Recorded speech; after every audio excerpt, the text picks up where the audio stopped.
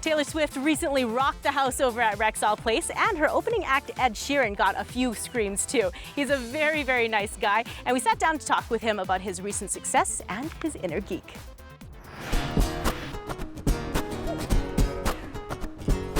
At 22 years old, the red-headed, timid, and a little awkward Ed Sheeran managed to garner a Grammy nomination with one hit single. They say she's in the class 18. With over 64 million hits on YouTube, it seems everyone wants to be on the A-team. Girls of all ages have Ed Sheeran splashed right across their t-shirts. I mean, are you ever going to get used to that, or have you gotten used to it already?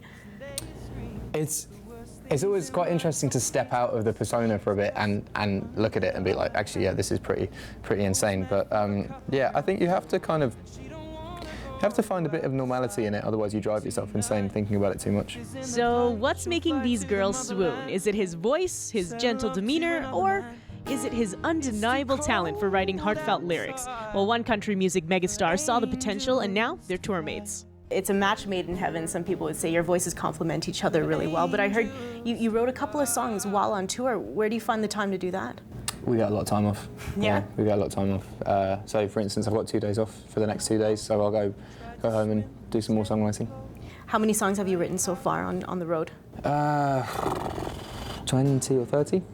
How do you choose which ones that go on the record? You don't, and that's why it's quite difficult at the moment. Yeah, it's quite difficult. You don't. You just do it. Yeah, it's difficult choosing songs for the next record now, which I think is a good problem to have, having too many songs. Raised in a market town in the UK, Sheeran learned the guitar at a very young age. He eventually moved on to London, scoring gigs in small venues and playing every day for as little as 5 people. Now finding success overseas, he's disappointed in the lack of support back home. People that do very, very well overseas, it's not really celebrated in our country. And really? Yeah, and it's. I think that's one thing that we need to kind of change. That success isn't really celebrated. It's kind of put down.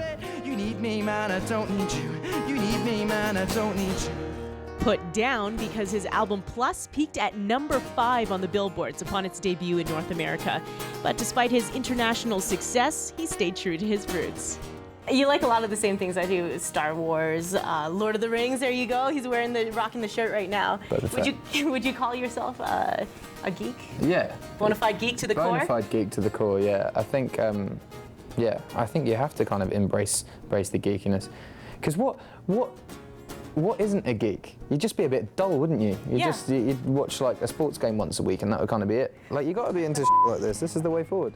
His humble personality, along with his talent, has led him to unbelievable opportunities, including an invitation to sing at the Queen's Jubilee.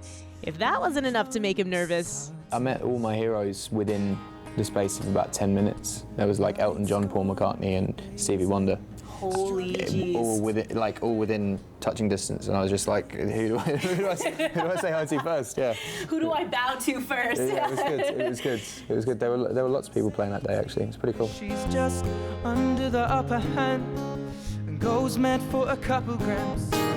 It's been a crazy year for the young artist, touring across the world, including a few stops in Canada along the way. It's always different coming to a place like Edmonton or Winnipeg or places where artists don't necessarily always tour, because people are always a bit more receptive, and they're very happy for you to be there, and they scream and they shout and they sing, and it's really cool. So that's one thing I found about not the main cities of Canada. You know, obviously not like Toronto, because everyone usually goes to Toronto, but yeah, I found that about Edmonton. If you can't get enough of the Sheeran, his second album is slated to be released in February of next year. For angels to die.